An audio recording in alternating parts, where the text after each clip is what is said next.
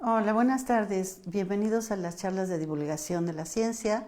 Soy Cecilia Zeta y en esta ocasión he invitado al doctor Carlos Tomás Quirino Barreda a que platique con nosotros sobre lo que son las formas farmacéuticas. Bienvenido, Tomás. Muchas gracias por atender esta invitación y para que nos platiques de tu mundo, de la farmacia, de estos medicamentos que todos consumimos. Bueno, algunos no porque están en contra de los medicamentos, pero no importa. Este, pero sobre todo, a veces como que no sabemos por qué existe una grajea, por qué existe una inyección, una tableta, una cápsula, un supositorio, ¿no? Óvulos, las mujeres que luego los tenemos en uso.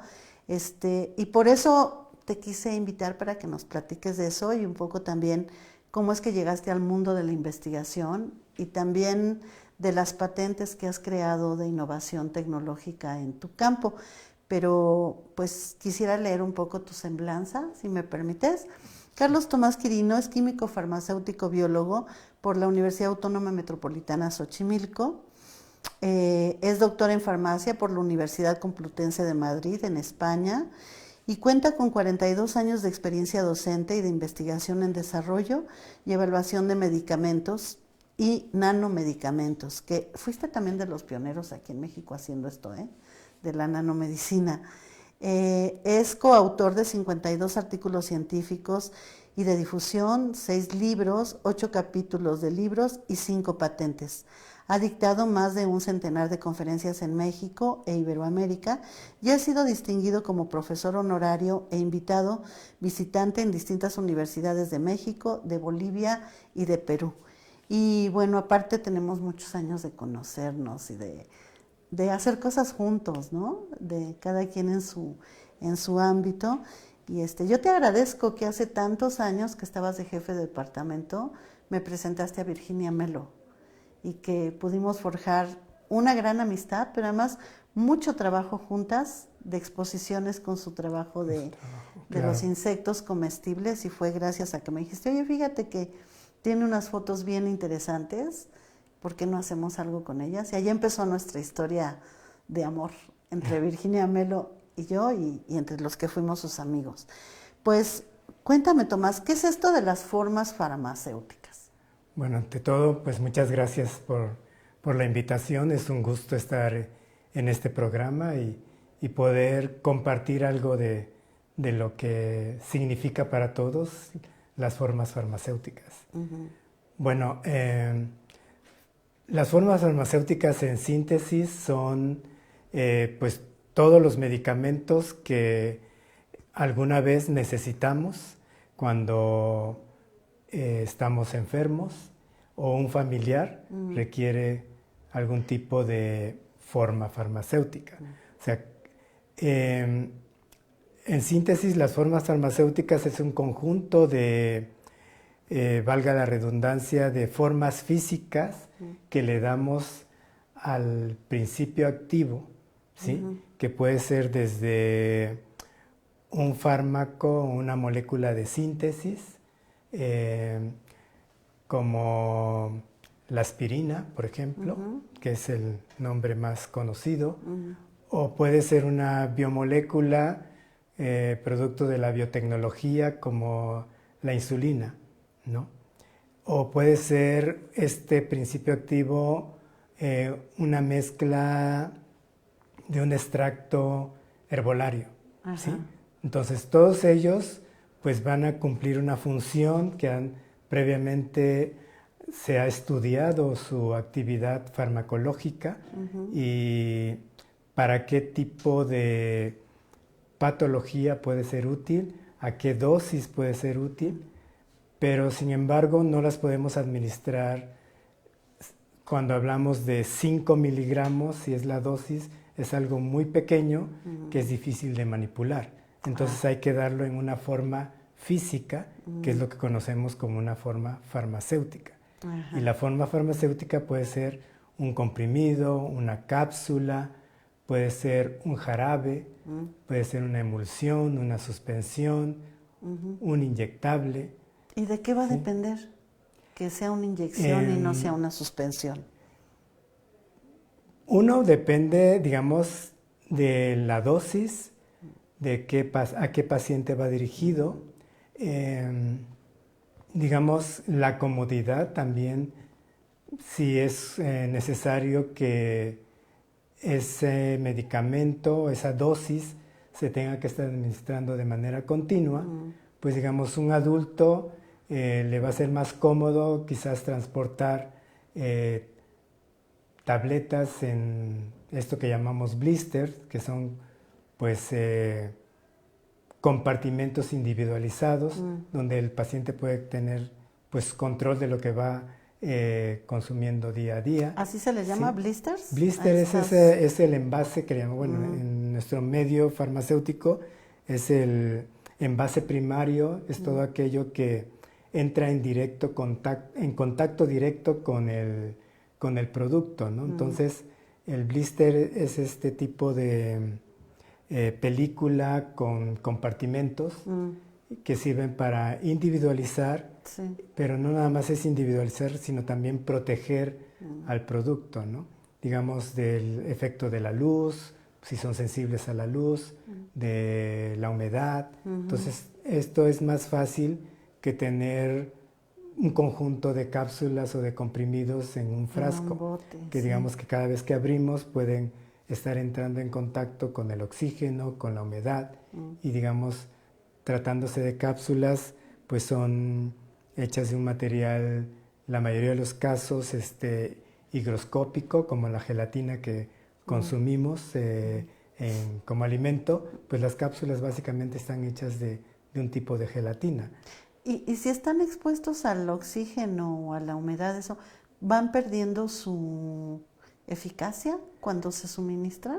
Digamos, no es de una manera inmediata o no necesariamente todo producto va a sufrir ese efecto, pero sí, digamos, lo que se busca después de una serie de investigaciones que hay antes de que salga el producto al mercado, precisamente es ver cuál es primero, la forma farmacéutica más adecuada de acuerdo al paciente, digamos, porque como comentaba hace un momento, no es lo mismo una cápsula para un adulto o un comprimido para, digamos, si es un paciente ambulatorio que necesita trabajar, que para un niño, ¿no? O para un adulto mayor, ya un paciente geriátrico que le va a costar más trabajo deglutir una cápsula. Entonces, a lo mejor ese mismo principio activo le tenemos que dar una forma farmacéutica más amigable para ese otro paciente, que por ejemplo para un niño,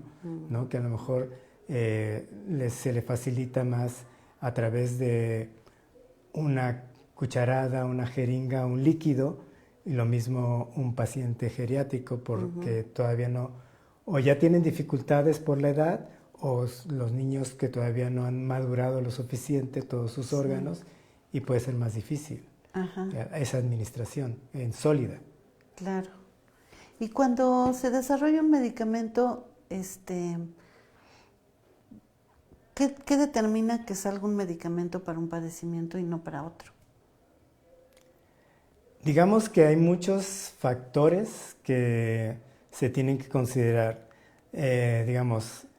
Se tiene que realizar una investigación desde el punto de vista farmacológico, toxicológico, en términos de seguridad y eficacia. Y una vez validado que si ese producto en esa forma, esa sustancia activa en esa forma farmacéutica puede resolver ese problema de salud, no es suficiente, digamos, ese hecho como una necesidad, sino que también se tiene que considerar costos, digamos, y ver si realmente también, como cualquier producto comercial, se tienen que hacer estudios sobre la aceptación de ese tipo de forma farmacéutica por parte del paciente, y se tienen que considerar costos también.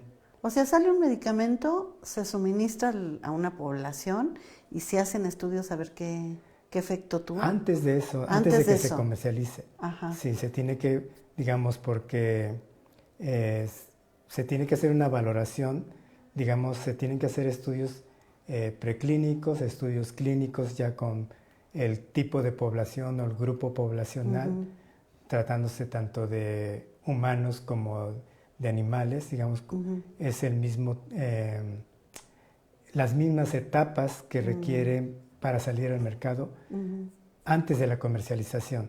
Ya luego, post comercialización, también, digamos, desde el gobierno, pero también como una necesidad de la industria, se tiene que hacer farmacovigilancia, o sea, ver cómo está funcionando el producto en el mercado y además si no hay reacciones adversas o eventos adversos que tienen que ser notificados, y en algunos casos cuando a lo mejor para un grupo poblacional funciona en otro país, pero no para el nuestro, se tiene que retirar por alguna circunstancia, ¿no? Cuando hay suficientes datos científicos que obligan a ese retiro porque hay mayor riesgo que beneficio. Sí, yo me acuerdo que hubo un medicamento que yo tomaba hace mucho tiempo cuando tuve a mis hijos, para la recuperación de la cesárea. Me dieron uno que era muy fuerte para el Dolac.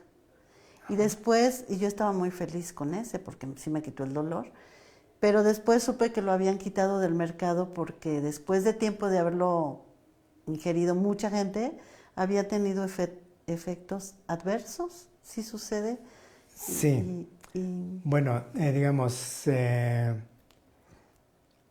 hay distintos, bueno, todo medicamento, toda sustancia activa, dependiendo de la dosis, dependiendo también del individuo, va a tener pues un efecto benéfico, pero también después de, digamos, puede tener efectos como esa sustancia en la mayoría de los casos circula por todo nuestro organismo, digamos, va a llegar a un compartimento, a un tejido donde se le requiere, pero para que llegue ahí pasa por otros compartimentos donde puede tener precisamente esos otros efectos no deseados, ¿no? Entonces, tratándose sobre todo de muchos analgésicos, antiinflamatorios, por la vía oral, y aun cuando son inyectables, la misma sustancia activa ya, digamos, por su naturaleza química, tiene un receptor en distintos órganos del cuerpo y, digamos, no solo llega al sitio donde te va a actuar y te quita el dolor, o va mediante un mecanismo, llega a otros receptores que también te puede generar otro daño, ¿no? Entonces, normalmente estos tipos de analgésicos, sobre todo a nivel del estómago, pueden generar úlceras después de un consumo, pues, constante, reiterado, ¿no? Ajá. Y también, yo recuerdo también cuando en la historia he oído mucho que hubo un medicamento cuando yo era niña que había generado atrofiamientos en el crecimiento de los bebés, La talidomida. La talidomida. Sí, la talidomida es un caso emblemático que desafortunadamente pues afectó a un conjunto de bebés, digamos, donde precisamente las mujeres en ese periodo de gestación para reducir pues los efectos propios del embarazo, las náuseas, por ejemplo, pues ese producto sale al mercado, digamos, estamos hablando pues prácticamente del mediados del siglo pasado, y digamos, pues no se tenían toda la evidencia, todos los estudios que pues después de ello pues dieron al nacimiento de otras disciplinas dentro del área farmacéutica. Esta parte de la farmacovigilancia, recuerdo que hace poco hiciste un congreso, ¿no? De farmacovigilancia. Bueno, otro grupo del área de mi departamento es el que está a cargo de ese tipo de congreso. Pero aquí, digamos, lo que me refiero con ello es que siempre va a haber, el avance científico va a requerir cada vez de mayor evidencia, y digamos, en ese caso de la talidomida fue eso, ¿no? Que no había la suficiente evidencia, sale al mercado, pero ahora cada vez más, precisamente ante ese hecho, las agencias reguladoras pues están más atentas a que antes de que salga un producto tenga todos sus estudios y aún después pues se requiere precisamente de la farmacovigilancia. Ajá, entonces bueno, regresando a esto de las formas, porque así como hay esos efectos nocivos y ahora ya ha avanzado mucho la ciencia para ir haciendo farmacovigilancia y evitar que haya tanto riesgo, también se han desarrollado muchos medicamentos que, como decías, antes recorrían todo el cuerpo para llegar al lugar y ahora se han hecho tantos que van directamente a donde está el padecimiento. ¿Es así? ¿Sí Es correcto. Digamos que con el avance científico entra la nanotecnología. Digamos, la nanociencia y la nanotecnología igual surgen a mediados del siglo pasado, pero van teniendo un resurgimiento en los finales de los 70s y hasta llegar pues ahora al siglo XXI. Sin embargo, bueno, existen alrededor, digamos, a pesar de todo este avance, precisamente por toda esa necesidad de mayor control, dado que podemos ahora con la nanotecnología, lo que llamamos direccionar, vectorizar, llevar al sitio específico esa sustancia que va a ejercer la acción, no en todo el organismo, sino en la célula o en el tejido que le llamamos diana o el blanco, digamos. Ese es uno de los objetivos ulteriores de la nanotecnología, reducir la toxicidad de los medicamentos convencionales. También podemos controlar la liberación, pero sobre todo estamos a través de la nanotecnología buscando esa,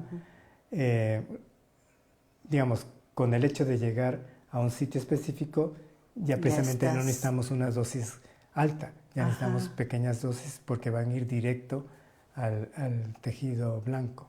Y entonces, bueno, la nanotecnología es una medición nano, valga la redundancia, pero de todas maneras, esa sustancia activa se hace en en tamaño nano y se suministra en formas farmacéuticas tradicionales. Claro, digamos, pongamos que como ejemplo el cabello, digamos algo que podemos visualizar comparándolo con un tamaño nanométrico, pues es miles de veces más pequeño esa sustancia que un cabello. Un cabello. Y digamos ejemplo de ello pues son el RNA, que precisamente en la reciente pandemia de COVID-19, precisamente las vacunas tienen esas moléculas que tienen esas dimensiones nanométricas y que además son contenidas para protegerlas, para que luego puedan hacer su acción en la célula que va a estimular el sistema inmune, digamos hablando de las vacunas. Pues esa molécula biológica tiene que ser protegida y tiene que, digamos, es como encapsulada, pero también esa cápsula va a tener una serie de componentes que pueden dirigirla a un sitio o que, digamos, llame la atención de determinadas células como las que son nuestros macrófagos. Digamos, una vez que nos inyectan una vacuna en el antebrazo, pues también tenemos células que están en nuestro tejido a nivel del músculo, de la dermis, que van a, digamos, en lugar de que esa estructura que va llevando al RNA va a actuar a ese primer nivel, ¿no? Y digamos, y así en conjunto cualquier otro tipo de nanomedicamento, digamos, la idea es generarlo en esas dimensiones nano, pero finalmente tenemos que darles unas dimensiones macro.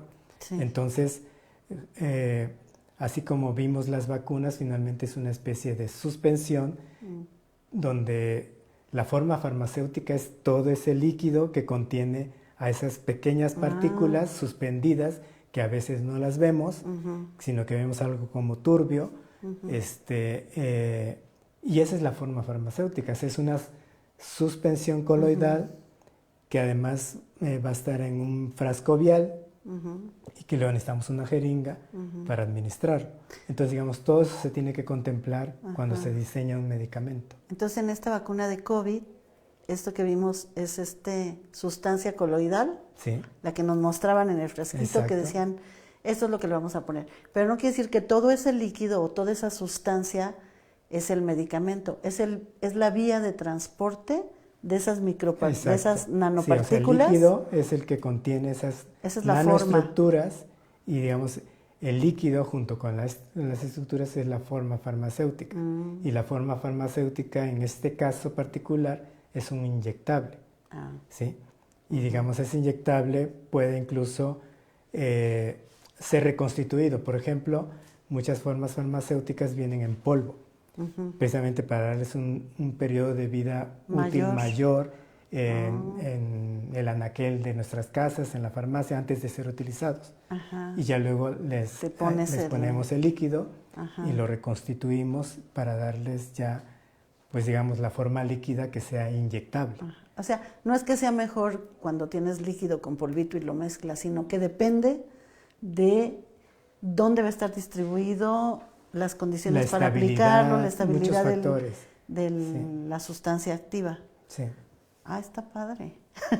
Yo me acuerdo también del cáncer, cuando supe la primera vez de alguien que padecía cáncer cerca de mí, me dijeron ahí en el departamento de sistemas biológicos, ha avanzado muchísimo, esto fue hace 23 años, ha avanzado muchísimo. Antes entraba la quimioterapia en todo el cuerpo y iba destruyendo todo, y a ver si llegaba a la zona donde estaba depositado afectado el órgano, ¿no? Dice, pero ahora se ha creado tanto que ya entra la sustancia, pero se va directamente al riñón, al estómago, a la parte donde haya cáncer. Me imagino que ha avanzado mucho más con esta nanotecnología. Sí, digamos que la nanotecnología aplicada a la medicina, digamos que busca esto, que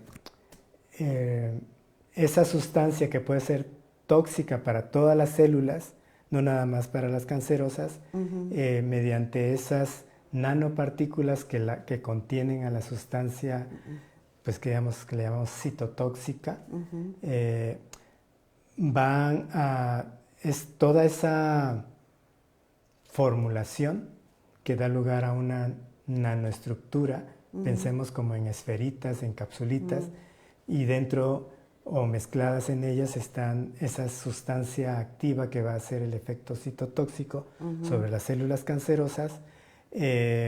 Digamos que todos los demás componentes van a servir, por un lado, para que nuestro sistema inmune, si los vamos a inyectar esta mezcla, como en el caso de las vacunas, no destruya esa nanoestructura y le permita llegar a donde también esa nanoestructura puede tener otra molécula, digamos, que sirve de reconocimiento exclusivo por esas células, ¿no? Entonces las células cancerosas, por eso, digamos, uno de los objetivos de esta nanotecnología es hacer que estas nanopartículas lleguen a estas células enfermas e incluso ahora lo que buscamos con ello es lo que ahora se llama teranóstica. O sea, la teranóstica va a ser, digamos, una disciplina dentro de la medicina y la farmacia donde esa nanoestructura contiene a la sustancia activa, por ejemplo, para el caso del cáncer, que va a dañar a las células cancerosas, pero también tiene aquella sustancia que sirve para el diagnóstico o para identificar dónde se encuentra la enfermedad, ¿no? O sea, dónde se encuentra el tejido enfermo. O sea, sirven precisamente de ahí el nombre, de terapia y gnóstica del diagnóstico. Ay, digamos, es una palabra compuesta donde está indicando que ese tipo de producto va a servir para el diagnóstico, pero también para la terapéutica. ¡Qué padre! ¿Sí? Gracias a esta nueva tecnología. Gracias a esa tecnología. Digamos que es mucho lo que todavía se tiene que hacer y son pocos, digamos, contra todo lo que se ha investigado, todos los productos que se han desarrollado, porque hablamos recientemente, he estado analizando literatura y lo que hay sobre registros en el mundo de estos productos, pero realmente de todo lo que se ha investigado, los aprobados por las principales agencias regulatorias como la Food and Drug Administration, la FDA en Estados Unidos, o la Agencia Europea del Medicamento, que pues agrupa todas las naciones de ese grupo en Europa, pues no han aprobado más allá de 55, 52 productos de base nanotecnológica. Hasta que verdaderamente se compruebe que sí hay un efecto. Que son seguras y eficaces, ¿no? Entonces, digamos, no obstante, bueno, la nanotecnología ya es parte de nuestra vida diaria, la encontramos en lo que respiramos, en los catalizadores de la gasolina, en los shampoos, en los cosméticos, en los alimentos. Entonces, bueno, sin embargo, todavía hay mucho que desarrollar. Oye, y a ver, una pregunta que siempre he tenido. Hablabas de la sustancia activa y el mercado de los laboratorios que hacen medicamentos, pues es un gran mercado, donde hay mucho dinero de por medio, pero surgieron hace mucho tiempo los similares, la farmacia de similares. Y hay gente que dice, es que yo me la tomo porque me hace el mismo efecto, y hay quien dice, no, es que no tienen el mismo efecto. ¿Sirven, no sirven? ¿Qué diferencia hay en esos? Estoy destruyendo nuestra escenografía como siempre. Bueno, primero aclarar, similar en nuestro país es una marca registrada. En otros países, digamos, este tipo de productos, digamos, son aquellos que le llamamos genéricos. O sea, el genérico es, digamos, todo producto, particularmente las moléculas, que ya venció su patente, o sea, aquel periodo de monopolio que da el estado donde se registra una patente para esa empresa que invirtió pues más de 20 años o alrededor hay varios estudios al respecto. Digamos, para que salga un producto al mercado hay mínimo unos 15 años detrás de investigación y de inversión y también de mucho personal involucrado y de infraestructura, ¿no? Entonces, eso lo tiene que recuperar una empresa a través de una patente, digamos, que finalmente, bueno, toda esa inversión pues se recupera a través de la venta del producto, ¿no? Entonces, cuando vence esa patente, años antes, digamos, ya todos los países, pues, a través de los acuerdos comerciales, incluyendo los que tiene México, digamos, se libera, pero previamente también tienes la oportunidad, los laboratorios nacionales de cada país, de empezar a estudiar, a generar el producto para que en el momento, en el día 1, que ya se venció la patente y ya está el producto listo para ser registrado, en este caso ante la COFEPRIS, ¿no? En el caso de México, para que ya se pueda comercializar y no esperar a que venza la patente para generar el producto. Entonces, esos productos se llaman genéricos, ¿sí? Ahora, los genéricos también se acepta que tengan una denominación comercial, ¿no? O sea, lo importante del genérico es, por ejemplo, hablemos del ácido acetil salicílico o aspirina, ¿sí?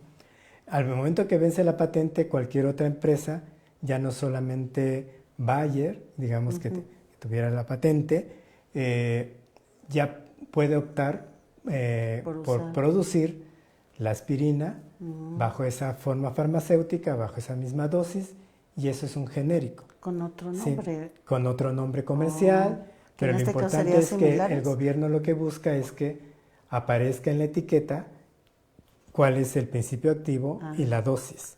Y esos medicamentos que le llamamos genéricos pasan por una serie de estudios que aprueba la entidad de gobierno correspondiente, en este caso la COFEPRIS, tiene que demostrar ese laboratorio que está produciendo el genérico que es equivalente a, digamos, sus resultados biológicamente, no nada más físico-químicamente, al producto que tuvo la Original. patente. Entonces, en cada país se publica un listado, digamos, de aquel medicamento que es la referencia contra los que todos los que produzcan genéricos deben compararse para demostrar la bioequivalencia. ¿Sí? Entonces, lo mismo la insulina, ¿no? Sí. La insulina también ya la hay genérica. Entonces, la insulina la podemos encontrar bajo distintas denominaciones comerciales, no solamente la del de patente.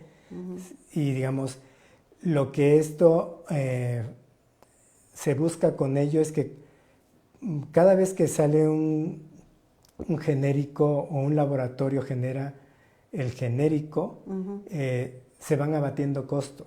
Sí. Y eso le interesa tanto al Estado, digamos, en este caso al Estado mexicano, porque finalmente suministra a través de los distintos hospitales y los distintos sistemas de salud, SSA, Públicos. IMSS, ISSSTE, como se provee al paciente del medicamento, pues le interesa al Estado tener medicamentos más De menor económicos costo. y entonces adquirir genéricos. ¿Sí? Pero entonces no es que no promueva los funcionen. genéricos. Claro, los genéricos deben de cumplir Con las... las mismas características Ok. que el innovador. Y se vuelve, perdón, retomando entonces, el genérico se deriva de una patente que ya estuvo generada por un laboratorio. Pues digamos, no se deriva Sí. directamente, digamos, lo que sucede es que vence la patente, pero previamente cualquier otro laboratorio que sepa que existe lo que llamamos un nicho de mercado, existe un grupo de población que va a requerir y que no necesariamente quien tiene la patente puede abastecer todo ese mercado. En el momento en que ese laboratorio produce el genérico, digamos, sabe que hay un grupo de pacientes que va a verse beneficiado, ¿sí? Y el mismo Estado va a verse beneficiado porque va a tener un producto menos costo. ¿Por qué tiene menos costo? Porque ya no tuvo que hacer el mismo, digamos, atrás todos esos inversión. 15 años de investigación. Esos 15 años de inversión, y a lo mejor ya solamente le tomaron unos 3, 5 años. Y el tipo de estudios, la inversión es distinta, es menor, por eso es que son más baratos.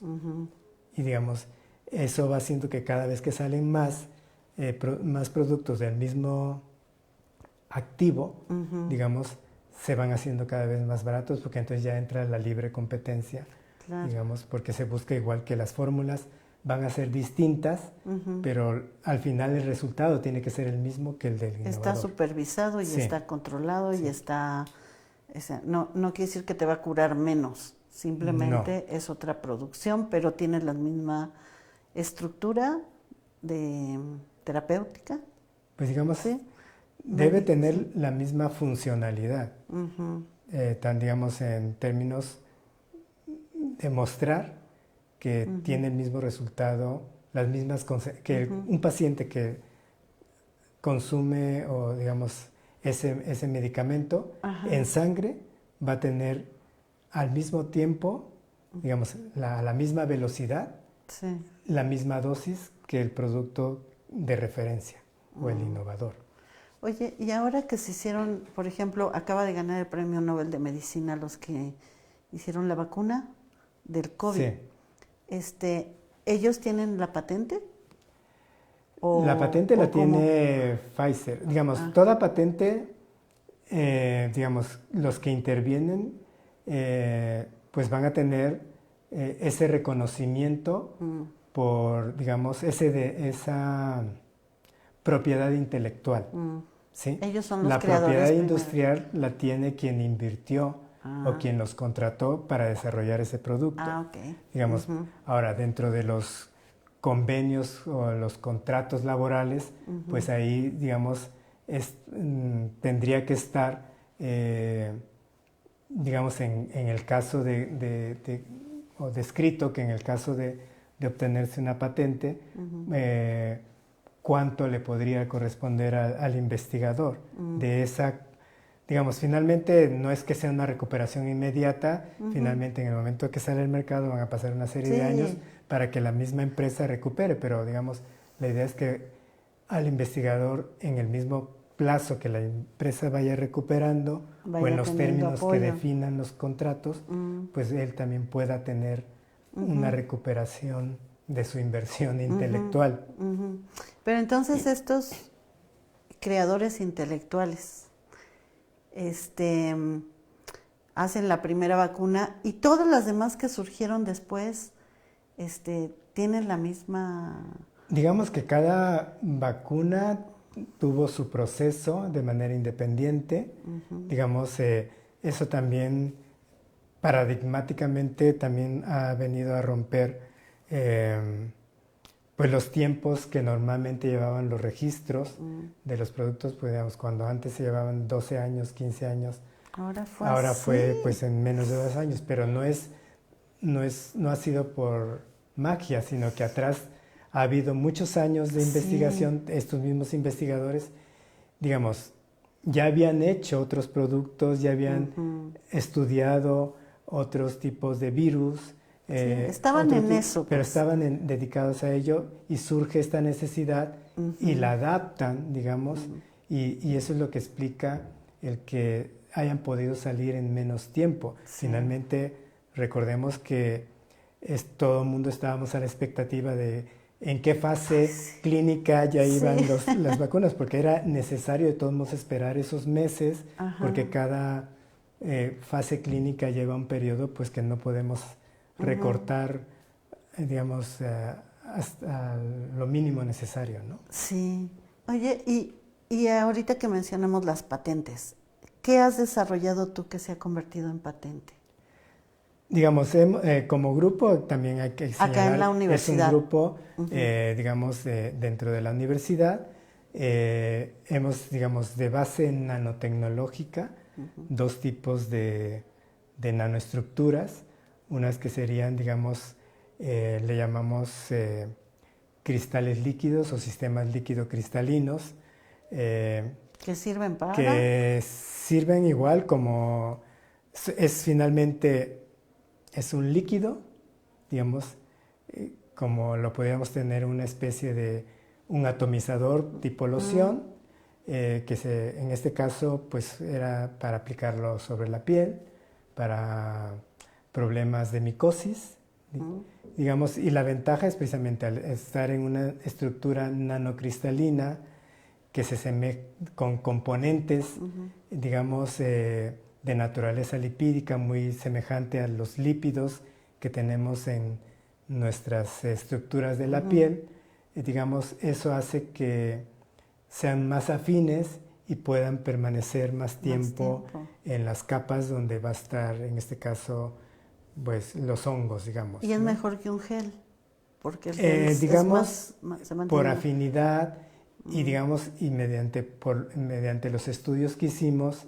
que bueno, todavía se requieren otro tipo de estudios y de inversión, pero finalmente se reduce la dosis, digamos, y es una actividad local, ¿sí? Entonces, y se absorbe más rápido. Y se absorbe, digamos, más rápido y permanece, porque digamos, la idea en este caso era, hay otras nanoestructuras igualmente aplicadas por la piel, que lo que buscamos es que llegue a torrente circulatorio, o sea, que llegue a otros tejidos dentro de nuestro cuerpo, pero aquí el objetivo era que permaneciera por esa afinidad estructural de ese sistema líquido cristalino con los líquidos que también son líquido cristalinos, los lípidos de nuestra piel. Entonces, digamos,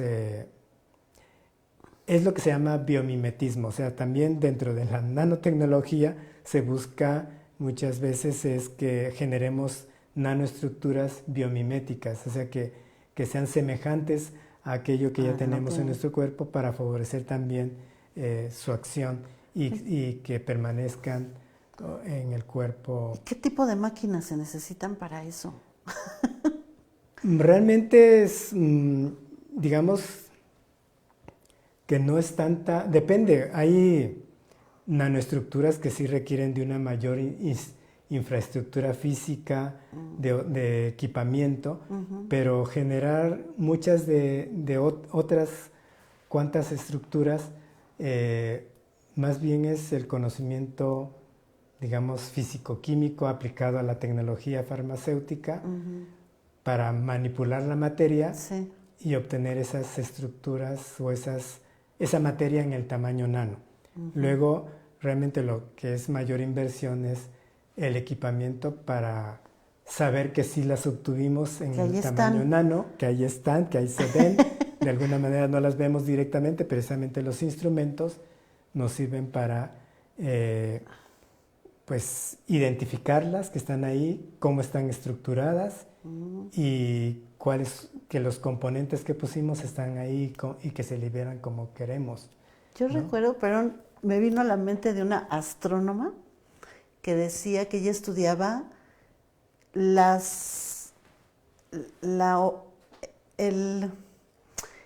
observación del efecto causado por los rayos láser que le daban evidencia que había hoyos negros, ¿no? Aquí es poderte dar cuenta que existe por la reacción que se tiene a partir de que esas partículas nano sí, digamos que es como uno de los instrumentos, por decirlo de alguna manera, muy burda, pero cuando estamos en una sala de cine, cuando las luces se apagan y el proyector emite la luz, es cuando percibimos todas esas nanopartículas que están en el aire. O sea, realmente el aire es un conjunto de moléculas y también de partículas, digamos, ambientales, digamos, de producto de la combustión, del polen de las plantas, etcétera, que están de tamaño micro o nano, pero que no las vemos porque finalmente la luz visible y toda la atmósfera no nos permite. Pero en el momento en que las podemos pues como concentrar o ver en un compartimento, digamos, ese es uno, por ejemplo, de la difractometría láser, pues nos permite ver ese tipo de nanopartículas. ¿Y el laboratorio aquí en la universidad existe para hacer eso? Digamos que hay varios laboratorios que hacemos en la universidad, en la Unidad de Xochimilco, en Coajimalpa, en Iztapalapa, que son los que conozco, que realizan investigación en nanopartículas. En nanopartículas. Y en el caso de ustedes, como grupo de investigación, ¿son puros químicos? No, son QFBs, ingenieros químicos, y bueno, también trabajamos en colaboración con otras instituciones donde pues hay médicos, biólogos, odontólogos, digamos, es finalmente la nanotecnología, la nanomedicina, tiene que ser un trabajo multidisciplinario. ¿Sí? Y la inversión está más bien en el equipamiento, regresando al punto del costo, más bien en esos equipos que nos permiten caracterizar que son nano, que tienen una cierta composición que no podemos ver mediante otras técnicas. Entonces necesitamos microscopios electrónicos que necesitan espacios controlados y que finalmente pues cada microscopio pues es una inversión. Sí, tremenda. Y digamos, que son de esas inversiones que hace la universidad en vínculo también con otras instancias que dan los recursos. Bueno, se hacen estos convenios para atraer recursos junto con los que pone la universidad para que se puedan dar estos equipamientos.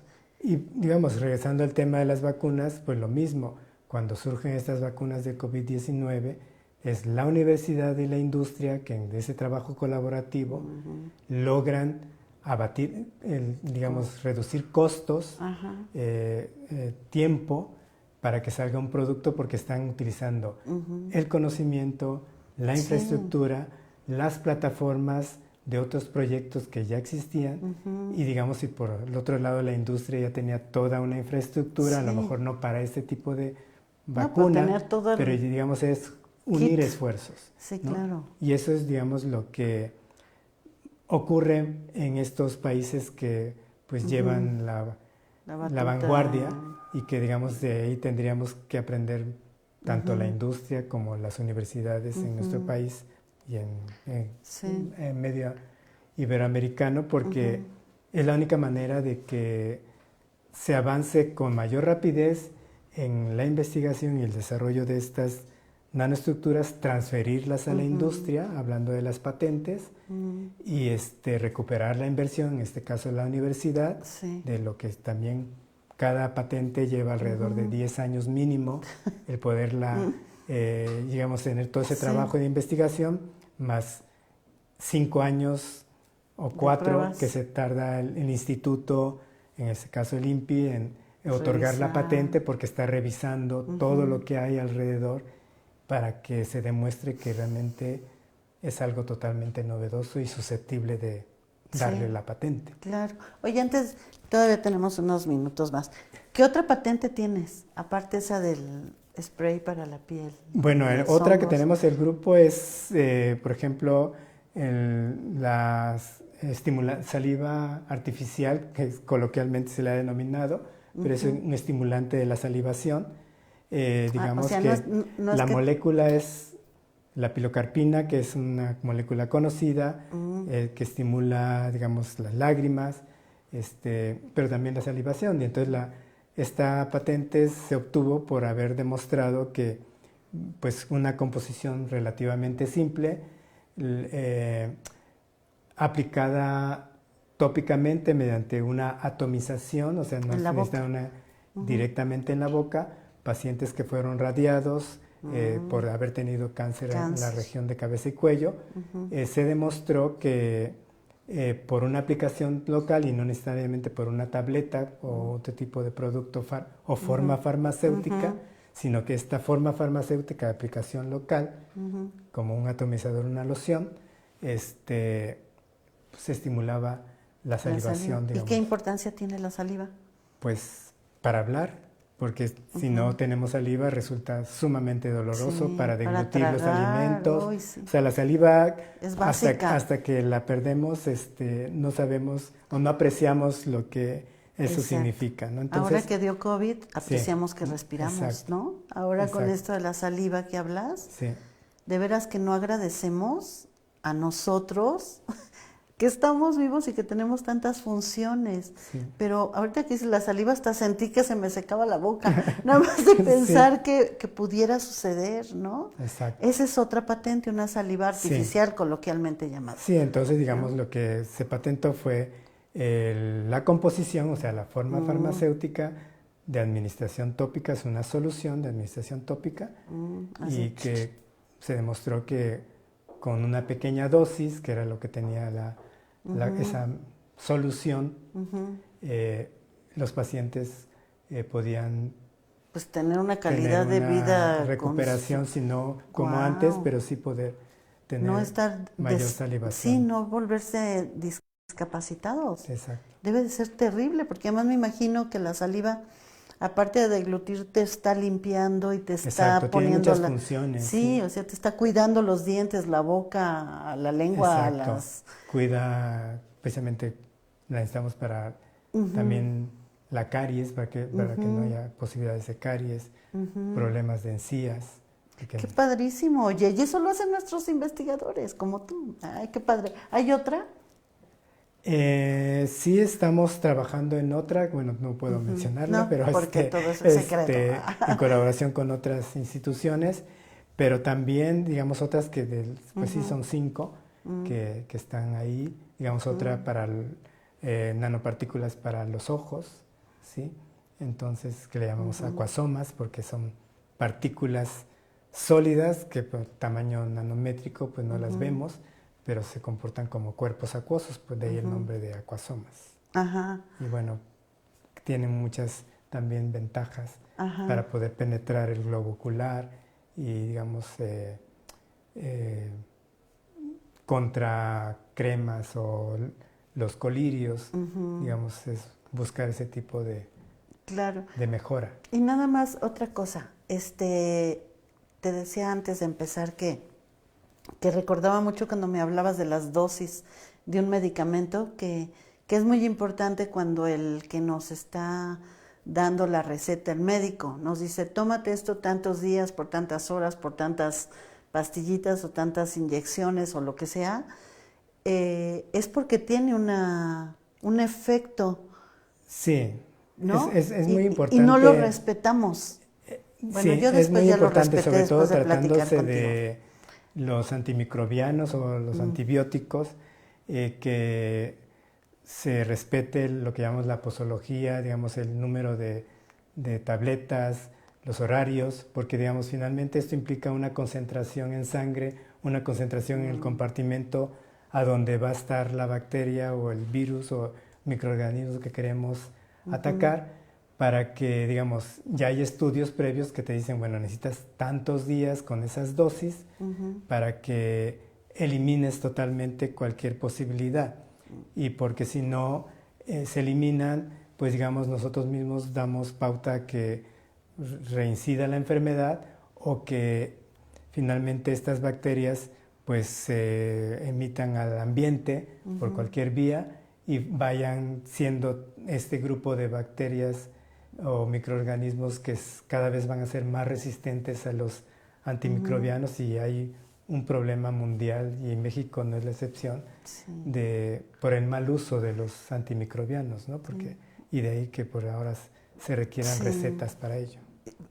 Es que antes todo el mundo se administraba sus dosis y se sigue oyendo, ¿no? Pero claro, solo porque no te lo venden, porque te piden la receta, pero si no la gente se sigue se automedica. Sí, aquí somos, ¿cómo dicen? De médico y loco, todos tenemos un poco de abogados, de médicos, todos tenemos esas formaciones. Fíjate que nos dice Mar Tobin, entonces si los genéricos no demuestran su bioequivalencia, ¿no pueden salir al mercado?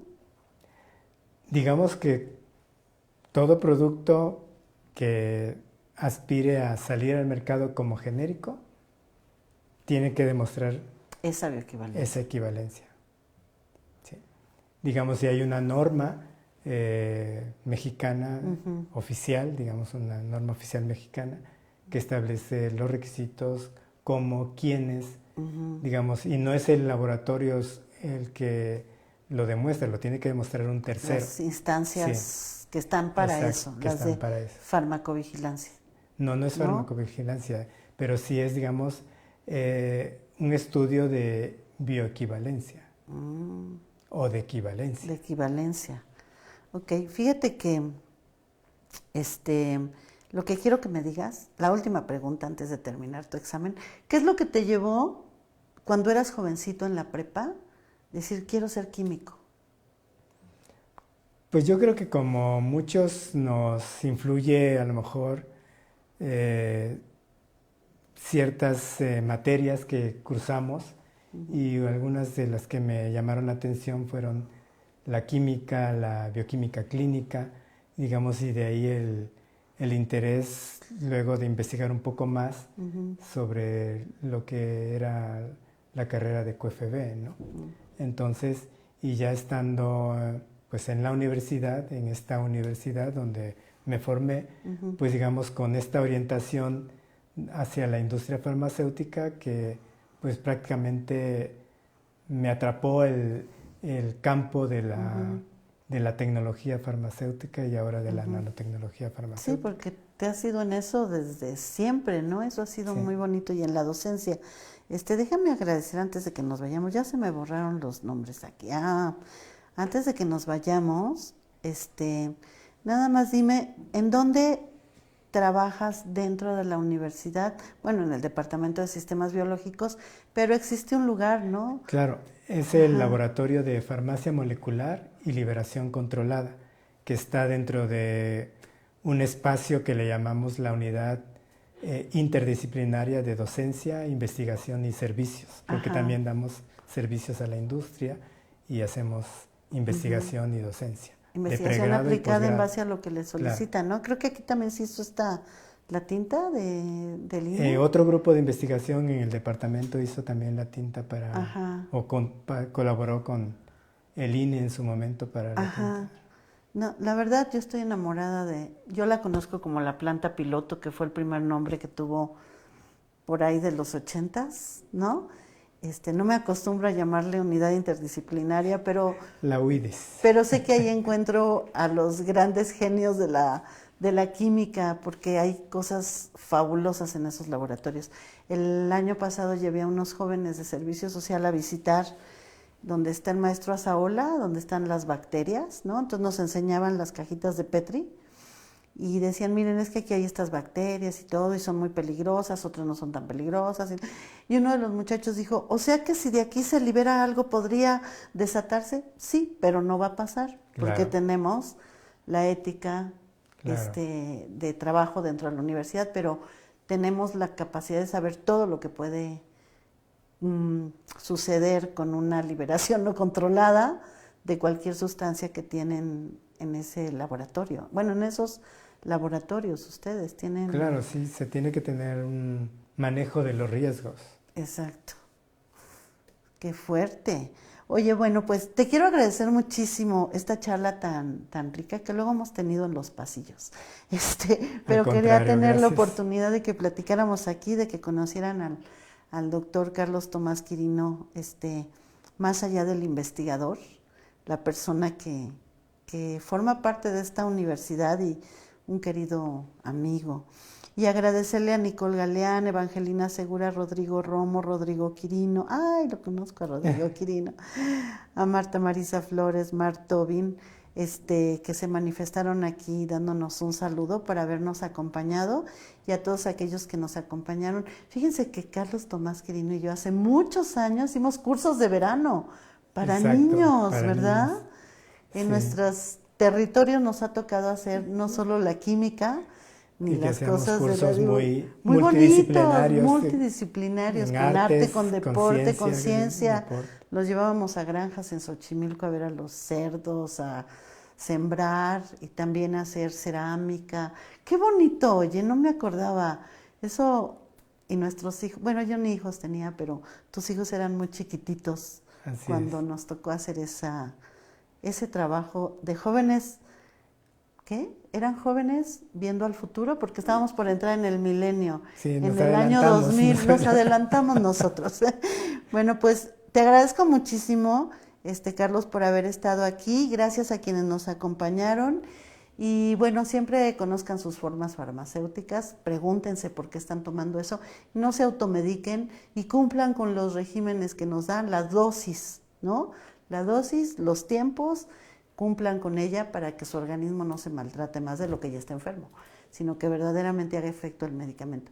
Pues agradezco muchísimo al equipo de TV One por la transmisión de este programa, a la doctora Marta Marisa Flores, nuestra coordinadora de extensión universitaria, a la doctora Angélica Buendía, secretaria de la unidad, y por supuesto al doctor Javier Soria López, quien es el rector de la unidad Xochimilco, donde hay investigadores como Carlos Tomás Quirino y todos los que han pasado por este programa. Muchísimas gracias y muy buenas tardes. Gracias, buenas tardes.